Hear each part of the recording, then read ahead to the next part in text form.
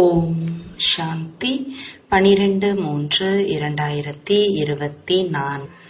இனிமையான குழந்தைகளே, ஆழ்ந்த அமைதியில் செல்வதற்கான பயிற்சி செய்யுங்கள். புத்தி தந்தையின் பக்கம் இருந்தால் தந்தையும் நீங்கள் அஷரீரி ஆவதற்கான சக்தியை கொடுப்பார். கேள்வி: குழந்தைகளாகிய உங்களுக்கு ஞானத்தின் 3வது கண் கிடைக்கும் போது எந்த காட்சி ஏற்படுகிறது?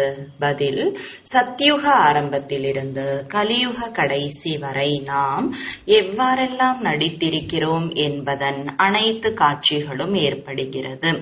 நீங்கள் முழு உலகத்தையும் ஆரம்பத்திலிருந்து கடைசி வரை அறிந்து கொள்கிறீர்கள். அறிந்து கொள்வதற்குதான் காட்சி என்று பெயர். நாம் தெய்வீக குணங்கள் நிறைந்த தேவதைகளாக இருந்தோம். தற்போது அசுர குணமுடையவர் ஆகிவிட்டோம் என இப்போது புரிந்து கொள்கிறீர்கள். மீண்டும் தெய்வீக குணம் நிறைந்த தேவதை ஆகிக் கொண்டிருக்கிறோம். இப்போது நாம் புதிய உலகம், புதிய வீட்டிற்கு செல்கிறோம். ஓம் சாந்தி. குழந்தைகள் நினைவு யாத்திரையில் அமர்ந்திருக்கிறீர்கள். எல்லையற்ற தந்தை யாத்திரையில் அமர்வது இல்லை. அவர் குழந்தைகளுக்கு சக்தியின் உதவி செய்து கொண்டிருக்கிறார். அதாவது இந்த ஷரீரத்தை மறக்க வைத்துக் கொண்டு இருக்கிறார். குழந்தைகள் ஷரீரத்தை மறந்து விடுவதற்காக பாபாவின் உதவி கிடைத்திருக்கிறது. ஆத்மாக்களுக்கு சக்தி கொடுக்கிறார். ஏனென்றால் பாபா ஆத்மாக்களை தான் பார்க்கிறார். உங்கள் ஒவ்வொருவருடையவரின் புத்தியும் பாபாவின் பக்கம் செல்கிறது. பாபாவின் புத்தி மற்றும் பார்வை குழந்தைகள் பக்கம் செல்கிறது. வித்தியாசம் இருக்கிறது. ஆழ்ந்த அமைதிக்காக பயிற்சி செய்கிறீர்கள். ஷரீரத்தை விட்டு விடுபட விரும்புகிறீர்கள். எவ்வளவு நினைக்கிறோமோ அவ்வளவு இந்த உடலில் இருந்து விடுபட்டு போகலாம் என ஆத்மா புரிந்து கொள்கிறது. பாம்பின் எடுத்துக்காட்டை போல என்ன எடுத்துக்காட்டு கொடுக்கிறீர்களோ அதில் ஏதோ புகழ் இருக்கிறது. நாம் உடலை விட்டு வீட்டிற்கு திரும்பி செல்வோம், பிறகு வருவோம் என அறிகிறீர்கள். இந்த விஷயங்களை வேறு யாரும் அறிந்து கொள்ளவில்லை. இந்த நாடகத்தையும் யாரும் அறிந்து கொள்ளவில்லை. நினைவினால் உங்களுடைய பாவ கர்மம் அழிந்துவிடும் என்று வேறு யாரும் உத்திரவாதம் கொடுப்பது இல்லை. இது போன்ற விஷயங்களை வேறு யாரும் கூறவில்லை. குழந்தைகளாகிய உங்களுக்கு தெரியும். இப்பொழுது நம்முடையது வீடு திரும்பும் பயணம் ஆகும். ஆத்மாவின் புத்தி யோகம் அந்த பக்கம் இருக்கிறது. நாடகம் முடிய போகிறது. இப்போது வீட்டிற்கு போக வேண்டும். பாபாவை தான் நினைக்க வேண்டும். அவர் பதீத்த பாவனர். கங்கை தண்ணீரை விடுவிக்க கூடியது என்றோ வழிகாட்டி என்றோ கூற முடியாது. ஒரு தந்தை தான் விடுவிக்க கூடியவர் மற்றும் வழிகாட்டி. இது புரிந்து கொண்டு புரிய வைக்க வேண்டிய விஷயம். அது பக்தி. அதனால் எந்த நன்மையும் இல்லை. நீராடுவதற்காக என்பது குழந்தைகளுக்கு தெரியும். தண்ணீர் ஒருபோதும் தூய்மையாக்க முடியாது. பாவனையின் பலன் கிடைக்கிறது என்பதும் கிடையாது. பக்தி மார்க்கத்தில் அதற்கு மகத்துவம் கொடுத்துள்ளனர். இந்த விஷயங்கள் அனைத்திற்கும் குருட்டு நம்பிக்கை என்று பெயர். இவ்வாறு நம்பிக்கை வைப்பதால் மனிதர்களுக்கு பட்டம் கிடைக்கிறது. குருடர்களின் வாரிசு குருடர்களே. பகவான் வாக்கு அல்லவா? குருடர்கள் மற்றும் பார்வை உடையவர்கள் யார் யார் என நீங்கள் அறிந்துள்ளீர்கள். முழு உலக முதல் இடை கடைசியை தந்தை மூலமாக அறிகிறீர்கள். நீங்கள் பாபாவை அறிந்து விட்டீர்கள். ஆகவே சிருஷ்டியின் முதல் இடை கடைசி மற்றும் கால நேரத்தை அறிந்து விட்டீர்கள். ஒவ்வொரு விஷயத்தை பற்றியும் ஞான சிந்தனை செய்து தனக்குத்தானே தீர்மானிக்க வேண்டும். பக்தி மற்றும் ஞானத்திற்கு வித்தியாசம் இருக்கிறது. ஞானம் முற்றிலும் விடுபட்ட விஷயமாகும். இந்த ஞானம் பிரசித்தமானது. ராஜயோகத்தின் படிப்பு அல்லவா? தேவதைகள்தான் முழுமையான விகாரமற்றவர்களாக இருந்தனர் என்பது குழந்தைகளுக்கு தெரியும். தந்தை படைக்கக்கூடியவர் தனது அறிமுகத்தை கொடுக்கிறார். அவர் பரமாத்மா. பரமாத்மாவிற்கு தான் பரமாத்மா என்று பெயர். ஆங்கில ஆங்கிலத்தில் சுப்ரீம் சோல் என கூறப்படுகிறது. சோல் என்றால் ஆத்மா. பாபாவின் ஆத்மா பெரியதாக இருக்காது. பாபாவின் ஆத்மாவும் குழந்தைகளுடையதை போலதான் இருக்கிறது. குழந்தைகளினுடையது சிறியதாகவோ பாபாவினுடையது பெரியதாகவோ இருக்காது. சுப்ரீம் நாலேஜ்ஃபுல் தந்தை மிக அன்போடு புரிய வைத்துக் கொண்டிருக்கிறார். ஆத்மா தானே நடிக்கிறது, ஷரீரத்தை ஏற்று நடிக்கிறது. ஆத்மா வசிக்கக்கூடிய இடம் சாந்தி தாமம். ஆத்மாக்கள் பிரம்மமக தத்துவத்தில் இருக்கின்றது என குழந்தைகள் அறிகிறார்கள். ஹிந்துஸ்தானில் வசிப்பவர்கள் தங்களை ஹிந்துக்கள் என்று கூறுவது போல பிரம்மாண்டத்தில் வசிப்பவர்கள் பிரம்மத்தை ஈஸ்வரன் என்று நினைக்கிறார்கள். நாடகத்தில் விழுவதற்கான வழியும் நிச்சயிக்கப்பட்டு இருக்கிறது என குழந்தைகள் அறிகிறார்கள். யார் எவ்வளவுதான் கடினமாக உழைத்தாலும் திரும்பிச் செல்ல முடியாது. நாடகம் முடியும் போது அனைத்து நடிகர்களும் ஒன்றாக சேர்வார்கள். படைக்கக்கூடியவர் முக்கிய நடிகர்களும் நிற்கிறார்கள். நாடகம் முடிய போகிறது என குழந்தைகள் அறிகிறீர்கள். இந்த விஷயங்களை எந்த ஒரு சாது சந்நியாசியும் தெரிந்து கொள்ள முடியாது. ஆத்மாவின் ஞானம் வேறு யாருக்கும் இல்லை. பரமாத்மா தந்தை இங்கு ஒரே முறைதான் வருகிறார். மற்ற அனைவரும் இங்கு நடித்துதான் ஆக வேண்டும். விருத்தி அடைந்து கொண்டே இருக்கிறது அல்லவா? ஆத்மாக்கள் அனைவரும் எங்கிருந்து வந்தனர்? ஒருவேளை யாராவது திரும்பி போனால் பிறகு அது பழகி இருக்கும் அல்லவா? ஒருவர் வந்தார், இன்னொருவர் சென்றார், பிறகு அங்கு மறுபிறவி என்று கூற வேண்டியது இல்லை.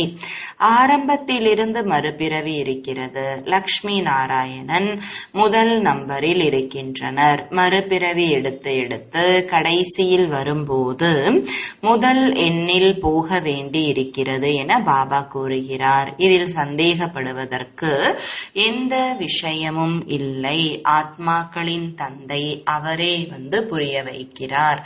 என்ன புரிய வைக்கிறார்? தனது அறிமுகத்தை கொடுக்கிறார். பரமாத்மா என்றால் என்ன என முன்பு தெரியுமா? சிவனுடைய ஆலயத்திற்கு மட்டும் சென்றனர். இங்கே அநேக கோவில்கள் இருக்கிறது. சத்யுகத்தில் கோவில் பூஜை என்று எதுவும் இல்லை. அங்கே நீங்கள் பூஜைக்குரிய தேவி தேவதைகளாக மாறுகின்றீர்கள். அரை கல்பத்திற்கு பிறகு பூஜாரிகளாக மாறுகிறீர்கள். அவர்களை தேவி தேவதைகள் என்று கூற முடியாது. மீண்டும் தந்தை வந்து பூஜைக்கு உரியவராக மாற்றுகிறார். வேறு எந்த தேசத்திலும் இந்த புகழ் கிடையாது. ராமராஜ்யம், ராவண ராஜ்யம். இப்போது நீங்கள் புரிந்து கொள்கிறீர்கள். ராமராஜ்யத்தின் கால அளவு எவ்வளவு என்பதை நீங்கள் நிரூபிக்க வேண்டும். இது நாடகம், புரிந்து கொள்ள வேண்டும். தாங்கள் இவ்வாறு இருக்கிறீர்கள், நாங்கள் இவ்வாறு இருக்கிறோம் என குழந்தைகள் வர்ணனை செய்கிறார்கள். நாம் இவர்களை போன்று முழுமையான விகாரமற்றவராக மாற வேண்டும் என இந்த சமயம் அறிந்துள்ளீர்கள். தந்தையை நினைவு செய்வதை தவிர வேறு வழி இல்லை. வேறு யாருக்காவது தெரியும் என்றால் கூறவும். பிரம்மம் அல்லது தத்துவம் விகாரமற்றது என்று யாரும் கூற மாட்டார்கள். ஆத்மாதான் நிர்விகாரி ஆகிறது. பிரம்ம தத்துவத்தை ஆத்மா என்று கூற முடியாது. அது வசிக்கும் இடம். ஆத்மாவில்தான் புத்தி இருக்கிறது என குழந்தைகளுக்கு புரிய வைக்கப்படுகிறது. அது தமோ பிரதானமாகும் போது முட்டாளாகி விடுகிறது. புத்திசாலி மற்றும் முட்டாள் இருக்கிறார்கள் அல்லவா? உங்களுடைய புத்தி எவ்வளவு தூய்மையாகிறது, பிறகு அழுக்காகவும் ஆகிறது. நீங்கள் தூய்மை மற்றும் அசுத்தத்தின் வேறுபாடுகளை அறிந்திருக்கிறீர்கள். அசுத்தமான ஆத்மா திரும்பி போக முடியாது. இப்போது தூய்மையற்ற தன்மையிலிருந்து எப்படி தூய்மையாக மாறுவது? அதற்காக அடித்துக் கொள்கிறார்கள். இதுவும் நாடகத்தில் நிச்சயிக்கப்பட்டுள்ளது. இப்போது இது சங்கம யுகம் என நீங்கள் அறிகிறீர்கள். பாபா ஒரு முறைதான் அழைத்து செல்ல வந்திருக்கிறார். அனைவரும் புதிய உலகத்திற்கு செல்ல முடியாது. யாருடைய நடிப்பு இல்லையோ அவர்கள் சாந்தி தாமத்தில் இருக்கிறார்கள். ஆகவே படங்களும் காட்டப்பட்டு இருக்கிறது. மற்றபடி வேறு என்னென்ன சித்திரங்கள் இருக்கிறதோ அது பக்தி மார்க்கத்தினுடையது ஆகும். இது ஞான மார்க்கத்தினுடையது ஆகும். இதன் மூலமாக சிருஷ்டி சக்கரம் எவ்வாறு சுழல்கிறது, நாம் எவ்வாறு கீழே இறங்குகிறோம் என்பது புரிய வைக்கப்பட்டிருக்கிறது. 14 கலைகளில் இருந்து 12 கலைகள் ஆகிறது. இப்போது எந்த கலையும் இல்லை, வரிசைப்படியாக இருக்கிறது. நடிகர்களில் கூட வரிசை கிரமமாக இருக்கிறது. சிலருக்கு 1000, சிலருக்கு 1500, சிலருக்கு 100 என வருமானம் கிடைக்கிறது. எவ்வளவு வித்தியாசம்! படிப்பில் கூட இரவு பகல் வித்தியாசம் இருக்கிறது. அந்த பள்ளிக்கூடத்தில் யாராவது தேர்ச்சி அடையவில்லை என்றால் மீண்டும் படிக்க வேண்டியதாக உள்ளது. இங்கேயோ மீண்டும் படிக்க வேண்டிய அவசியமில்லை. பதவி குறைந்து போகிறது. பிறகு ஒருபோதும் படிக்க முடியாது. ஒரு முறைதான் படிப்பு. தந்தை ஒரே ஒரு முறைதான் வருகிறார். முதலில் ஒரே ஒரு ராஜ்யம்தான் இருந்தது என புரிந்து கொள்கிறீர்கள். நீங்கள் யாருக்கு புரிய வைத்தாலும் ஏற்றுக்கொள்வார்கள். கிறிஸ்தவர்கள் விஞ்ஞானத்தில் கூர்மையாக இருக்கிறார்கள். அனைவரும் அவர்களிடமிருந்து கற்றுக்கொள்கிறார்கள். அவர்களுடையது தங்க புத்தியாகவும் இல்லை, கல் புத்தியாகவும் மாறவில்லை. இந்த சமயம் அவர்களின் அறிவு அதிசயம் செய்து கொண்டு இருக்கிறது. விஞ்ஞானத்தின் பிரச்சாரம் அனைத்தும் கிறிஸ்தவர்களால் தான் வெளிப்பட்டது, அதுவும் சுகத்திற்காக. இந்த பழைய உலகம் அழியத்தான் வேண்டும் என்பதை நீங்கள் அறிகிறீர்கள். பிறகு சாந்தி தாமம், சுகதாமத்திற்கு செல்கிறீர்கள். இல்லையென்றால் இவ்வளவு மனித ஆத்மாக்கள் வீட்டிற்கு எப்படி திரும்பி போவார்கள்? விஞ்ஞானத்தின் மூலமாக அழிவு ஏற்படும்.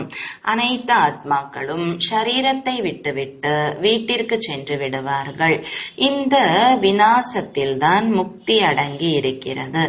அரை கல்பம் முக்திக்காக உழைத்து கொண்டு வந்தீர்கள் அல்லவா? எனவே விஞ்ஞானம் மற்றும் இயற்கை சீற்றங்கள், அதாவது இயற்கை ஆபத்துகள், இவையெல்லாம் நடந்தே தீரும். இந்த போர் முக்தி தாமம் செல்வதற்கு நிமித்தமாக இருக்கிறது என்பதை புரிந்து கொள்ள வேண்டும். இத்தனை பேரும் முக்தி தாமத்திற்கு போக வேண்டும். நீங்கள் கடினமாக முயற்சி செய்திருக்கலாம், குருவிடம் சென்றிருக்கலாம், ஹட்டயோகம் கற்றுக்கொண்டு இருக்கலாம். யாரும் முக்தி தாமத்திற்கு செல்ல முடியாது. இத்தனை விஞ்ஞானத்தின் குண்டுகள் தயாராக இருக்கிறது. நிச்சயமாக விநாசம் நடக்கும் என புரிந்து கொள்ள வேண்டும். புது உலகத்தில் நிச்சயமாக மிகச் சிலரே இருப்பார்கள். மற்ற அனைவரும் முக்தி தாமத்திற்கு சென்று விடுவார்கள். படிப்பின் சக்தியால் ஜீவன் முக்தியில் வருகிறார்கள். நீங்கள் ஆடாத உறுதியான இடைவிடாத ராஜ்யம் செய்வீர்கள். இங்கே பாருங்கள், அனைத்து கண்டங்களும் துண்டு துண்டாகி இருக்கிறது. பாபா உங்களை உறுதியான துண்டிக்கப்படாத முழு உலகத்திற்கு சக்கரவர்த்தி ராஜாவாக ஆக்குகிறார். எல்லையற்ற தந்தையிடமிருந்து எல்லையற்ற ராஜ்யம் கிடைக்கிறது. இந்த சொத்து எப்போது யார் கொடுத்தது? இது யாருடைய புத்தியிலும் இல்லை. நீங்கள் மட்டும்தான் அறிகிறீர்கள். ஞானத்தின் 3வது கண் ஆத்மாவிற்கு கிடைத்திருக்கிறது. ஆத்மா ஞான ஸ்வரூபம் ஆகிறது. அதுவும் ஞானக்கடல் தந்தைதான் தருகிறார். தந்தை படைக்கக்கூடியவர். படைப்பின் முதலிடை கடைசியின் ஞானத்தை கொடுக்கிறார். அது ஒரு நொடிக்கான விஷயம். நொடியில் ஜீவன் முக்தி, மற்ற அனைவருக்கும் முக்தி கிடைக்கிறது. இது நாடகத்தில் நிச்சயிக்கப்பட்டிருக்கிறது. ராவணனுடைய பந்தனத்தில் இருந்து அனைவரும் விடுபடுகிறார்கள். அந்த மக்கள் உலகத்தின் அமைதிக்காக எவ்வளவு கடினமாக உழைக்கிறார்கள். இதை குழந்தைகளாகிய நீங்கள் மட்டும்தான் புரிந்துள்ளீர்கள். உலகத்தில் அமைதி எப்போது ஏற்படுகிறது? பிரம்மாண்டத்திற்கு அமைதி என்று கூறப்படுகிறது. உலகத்தில் சுகம் மற்றும் அமைதி இரண்டும் இருக்கிறது. உலகம் தனி, பிரம்மாண்டம் தன்னந்தனி சந்திரன் நட்சத்திரத்திலிருந்து விடுபட்டதாகும் பிரம்மாண்டம். அங்கே எதுவும் இருக்காது. அதற்கு அமைதியான உலகம் என்று பெயர். ஷரீரத்தை விட்டு அமைதிக்கு சென்று விடுவார்கள். குழந்தைகளாகிய உங்களுக்கு அதுவும் நினைவு இருக்கிறது. இப்போது நீங்கள் அங்கே செல்வதற்கு தயாராகி கொண்டு இருக்கிறீர்கள். வேறு யாருக்கும் தெரியாது. தயார் செய்ய வேண்டி இருக்கிறது. மற்றபடி இந்த போர் நடப்பது நன்மைக்கே. அனைவரின் கணக்கு வழக்கும் முடிய வேண்டும். அனைவரும் தூய்மையாகி விடுவார்கள். யோக அக்னி அல்லவா? அக்னியால் ஒவ்வொரு பொருளும் தூய்மையாகும்.